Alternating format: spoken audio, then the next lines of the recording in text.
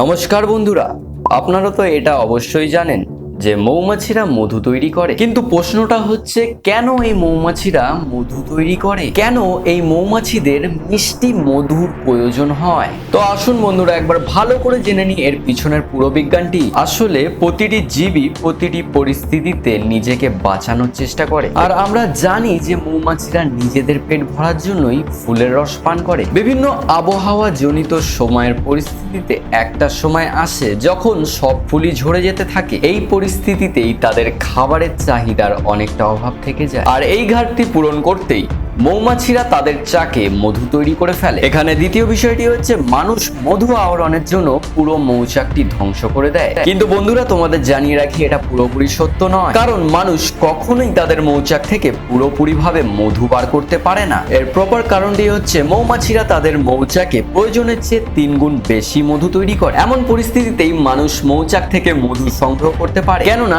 যতক্ষণ না পর্যন্ত মৌচাকটি 3 গুণ হচ্ছে ততক্ষণ পর্যন্ত সেই মৌচাক তেমন ভাবে মধু সংগ্রহ করা হয়নি। মৌচাকের এই অংশ কেটে নেওয়ার পরেও সেখানে কিছু মধু বেঁচেই থাকে, যাতে তারা দেখতে না পায়। মৌমাছিরা নিজেদের পেট এই অংশটুকু থেকেই ভরে। আমি জানি সবারই সময় মূল্যবান, সেই জন্য আমি ভিডিওটা সংক্ষেপে বানানোর চেষ্টা করেছি। যদি তোমাদের ভালো লেগে থাকে তাহলে অবশ্যই একটা লাইক ঠুকে উৎসাহ বাড়িয়ে দিও। তাই আজকের মতন ভিডিওটাকে এখানেই সমাপ্তি করছি।